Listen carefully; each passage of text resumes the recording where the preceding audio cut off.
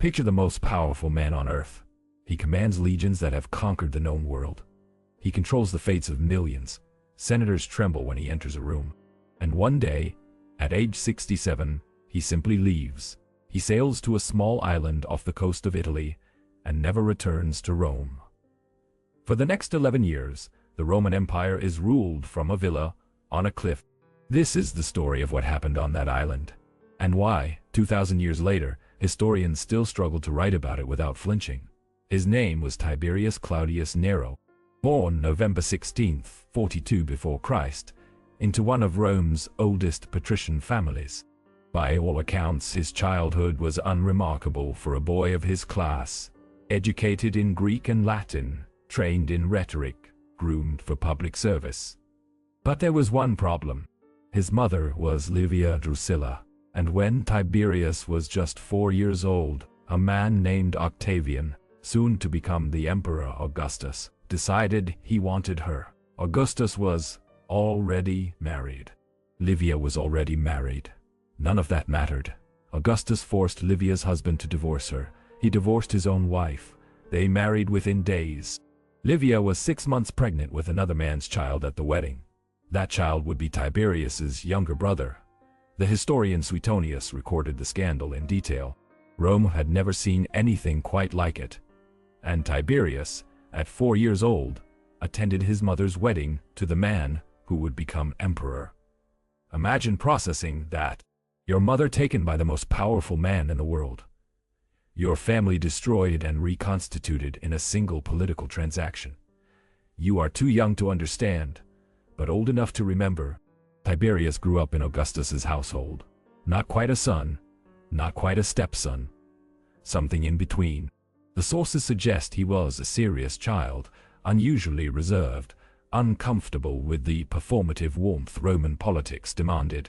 He excelled at everything he attempted: military strategy, law, administration.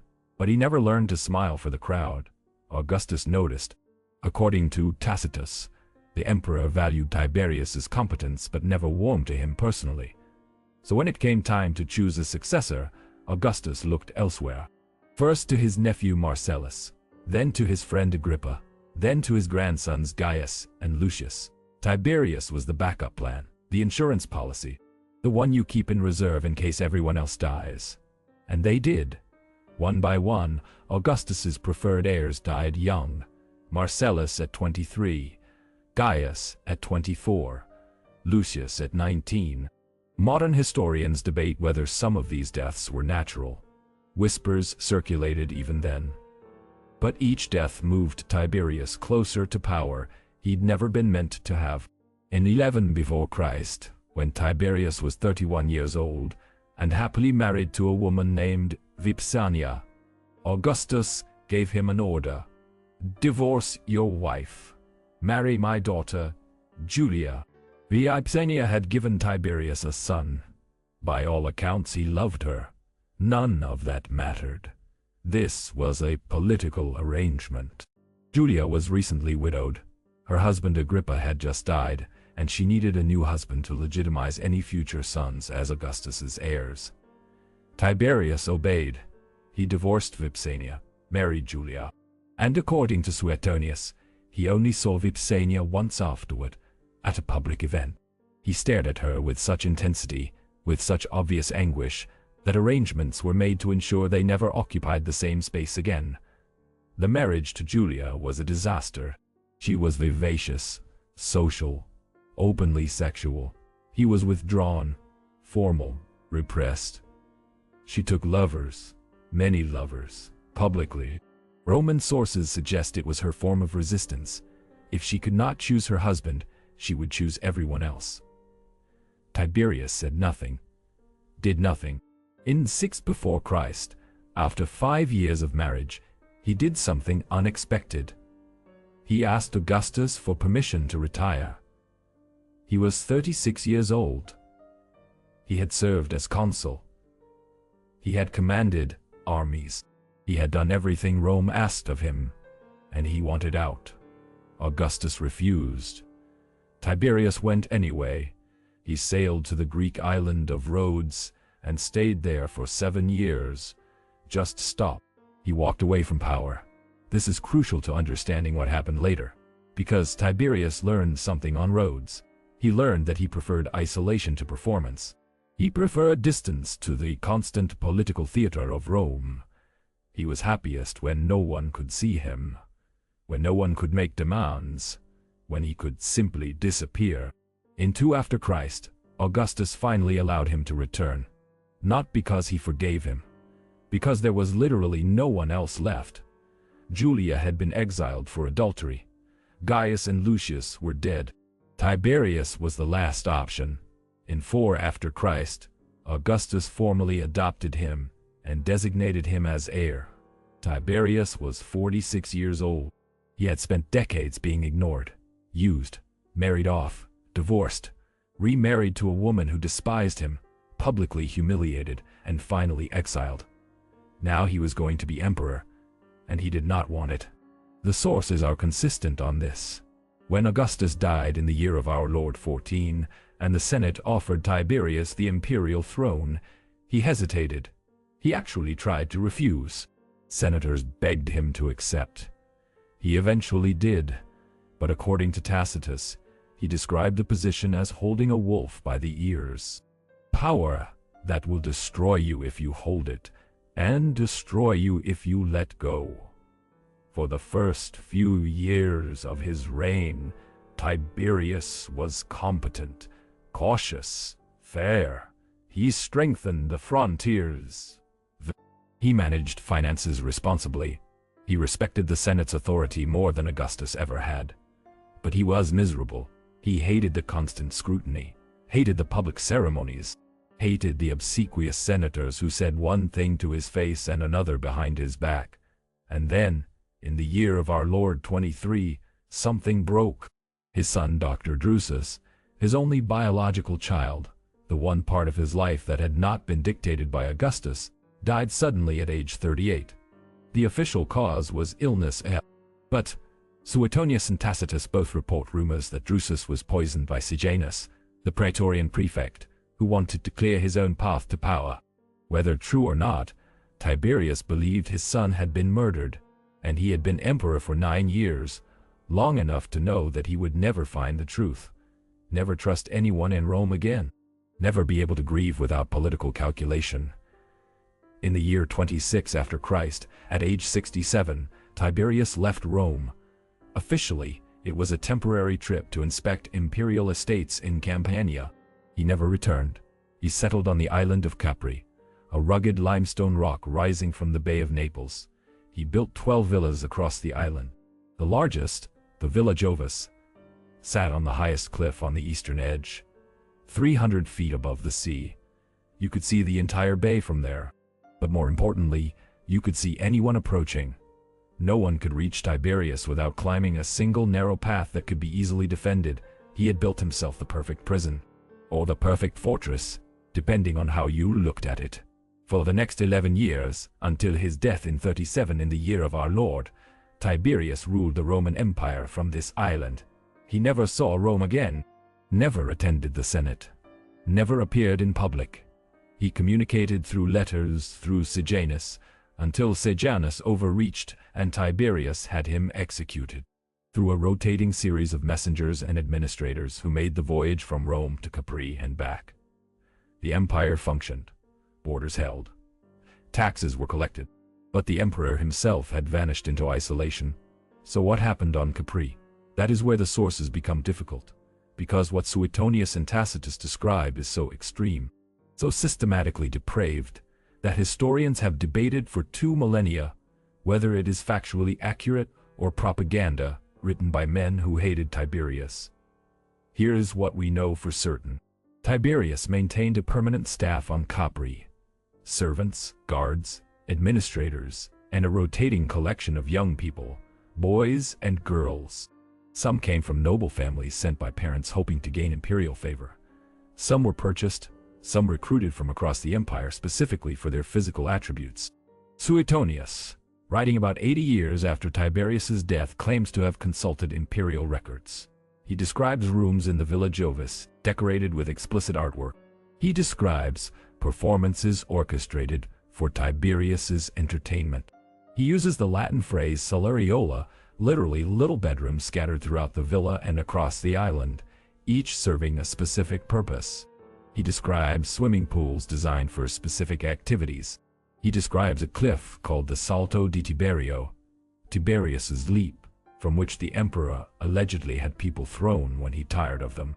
Their bodies would strike the rocks 300 feet below. Fishermen were stationed at the base of the cliff to ensure no one survived. Now, we need to be careful here. Suetonius was writing during a period when later emperors wanted to make the Julio-Claudian dynasty look monstrous to legitimize their own rule. Tacitus similarly had political reasons to depict Tiberius as a tyrant. Some modern historians argue the Capri stories were exaggerated or invented. Others point out that Suetonius had access to imperial archives that no longer exist, and that multiple independent sources mention Tiberius's behavior on Capri, which suggests at least some factual basis. The truth is probably somewhere in between, but here is what we can verify in. Archaeological excavations of the Villa Jovis throughout the 20th century confirmed the basic layout Suetonius described. The small rooms, the elaborate bath complexes, the cliff-edge location. The single defended entrance was designed for exactly the kind of privacy and control Suetonius claimed. We also have Tiberius's own letters, fragments preserved in other works. They reveal a man obsessed with secrecy, with control, with eliminating anyone he perceived as a threat. During his Capri years, he ordered dozens of executions based purely on reports from informers. Senators died for private conversations, equestrians died for speaking carelessly at dinner parties. An entire system of espionage operated throughout Rome, feeding information to the emperor on his island, who would send back death sentences in sealed letters. Tacitus describes it as a reign of terror, conducted through correspondence. But perhaps the most disturbing element is not what Tiberius did, it is what he built. Because Capri was not one man indulging private vices. It was a system, a deliberately constructed environment, where the emperor of Rome could exercise absolute power without witnesses, without accountability, without anyone to say no. Think about what that required. Architecture designed for concealment. Staff trained and maintained specifically for these purposes. A supply chain bringing people to the island. Documentation. Because Roman administration documented everything. Suetonius mentions record keepers, names and activities tracked with bureaucratic precision. This was the Roman system. Efficient, administrative, methodical, turned toward the satisfaction of one man's desires. And because that man was emperor, it all became normal. Routine and normal. Just another function of imperial administration. The people brought to Capri left almost no record. They were not important enough for history to remember their names, but occasionally, a detail survives. Suetonius mentions a young man named Melonia, from a respectable family, who was summoned to Capri and refused Tiberius. She was threatened. She still refused. She was charged with treason, the standard charge for anyone who displeased the emperor. At her trial, she publicly detailed what Tiberius had demanded of her. The Senate was horrified, but powerless. She was convicted. Before the sentence could be carried out, she went home and killed herself. Tiberius, according to Suetonius, mocked her even in death, making crude jokes about her fate. That's one name we have. One person who resisted and left a record. How many others were there? How many obeyed because they had no choice? How many bodies hit the rocks at the base of the cliff? By his final years, Tiberius was 77 years old. He had been emperor for 23 years. He had been isolated on Capri for 11. The sources describe him as physically deteriorating, his face covered in lesions, possibly from untreated skin disease, possibly from syphilis, possibly from stress. He wore makeup to cover the sores. He avoided even the limited social contact his island retreat required. He trusted no one, saw conspiracies everywhere, and he was probably right to, because in March of 37 after Christ, Tiberius fell ill. He was staying at a villa in Misenum, on the mainland, one of his rare departures from Capri. He appeared to Du. The Praetorian Guard declared Caligula, Tiberius's grandnephew, as the new emperor. Celebrations began. Then Tiberius woke up. He called for food, for servants. The room froze. According to Tacitus Macro, the Praetorian prefect made a decision. He ordered pillows piled on Tiberius's face. The emperor was suffocated in his bed. No trial, no formal assassination, just a practical decision by administrators who had already moved on. That's how Tiberius died. Murdered by his own guards because his continued existence had become administratively inconvenient. Rome celebrated. Tacitus records that crowds shouted, "Tiberius to the Tiber," demanding his body be thrown in the river like a common criminal. The Senate debated denying him a state funeral. They eventually allowed it, but barely. Caligula gave a eulogy that managed to praise Tiberius's early military career, while carefully avoiding mentioning the previous 11 years. And Capri? The villas were abandoned. Later emperors occasionally visited, but the island's reputation made it politically toxic. Over centuries, the buildings fell into ruin. Vegetation reclaimed the paths. The Villa Jovis became a pile of stones inhabited by goats and hermits. It was not systematically excavated until the 1930s, and when archaeologists finally cleared the site, they found everything Suetonius had described: the layout, the rooms, the cliff, the single entrance, the infrastructure of absolute power, preserved in stone. So what do we do with this story? How do we process it? Because here is the uncomfortable truth. We will never know exactly what happened on Capri. The sources are biased. The physical evidence is ambiguous. Modern historians argue endlessly about how much to believe. But we know this for certain. Tiberius was a man who spent his entire life being used by others. His mother, Augustus, the empire. He never chose his wife, never chose his career, never chose to be emperor. Every major decision in his life was made for him by other people's political needs. And when he finally had absolute power, when there was literally no one on earth who could tell him no, he removed himself from society entirely and built a place where he could do whatever he wanted without witnesses. That's what Capri was. Not just depravity, but the logical endpoint of absolute power combined with absolute isolation. What happens when the most powerful person in the world doesn't have to see the humanity of anyone around him? When other people become objects to be used and discarded? When there's no accountability, no witnesses, no consequences? Tiberius was not the first powerful man to abuse his position. He certainly was not the last. But Capri represents something specific in history. It is the moment where the infrastructure of empire, the efficiency, the administration, the bureaucratic systems Rome had perfected, was turned entirely toward one man's private desires. The same systems that built aqueducts and roads and armies and law codes were used to build something else. A machine for exercising power without limits. And because it was Rome, it was documented. Record keepers tracked it. Architects designed for it. Administrators maintained it. It was not chaos. It was systematic. That is what makes it so disturbing. Not one man's madness, but the civilization that enabled it. The structures that supported it. The people who obeyed orders and kept records, and looked the other way because the emperor's will was law. 2,000 years later, we have built different systems. Different checks on power. Different ways of holding leaders accountable. Or we tell ourselves we have. But the fundamental question Tiberius's story asks has not changed. What happens when power becomes absolute? When isolation removes empathy? When systems designed to serve everyone are redirected to serve only one? The ruins on Capri do not answer those questions. They just remind us that we need to keep asking them. Because the capacity for what happened on that island, the infrastructure, the obedience, the systematic exercise of power without accountability, did not die with Tiberius.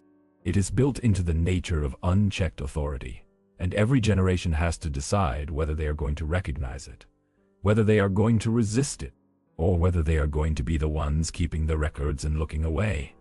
Tiberius died hated. His body was nearly thrown in a river. His memory was cursed, but the systems that enabled him, those survived. Those always survive. That is the real horror, Capri. Not what one man did in isolation, but what empires allow when no one is watching, when no one can say no, when power answers to nothing but itself. The question is not whether Tiberius was uniquely evil. The question is, what do our systems look like when no one is watching? What would we find if we excavated our own ruins? If you are interested in the hidden mechanisms of power throughout history, the systems that enable abuse, the structures that outlast individuals, the patterns that repeat across centuries, consider subscribing. This channel exists to examine what history often glosses over, to look at the infrastructure behind the headlines, to ask uncomfortable questions about how civilizations actually function when you remove the mythology. Let me know in the comments. Do you think the Capri accounts were accurate or political propaganda? How much does it matter? Either way, the ruins are still there, the systems still existed, and that might be the most important part. I will see you in the next one, where we will continue examining what empires prefer to forget.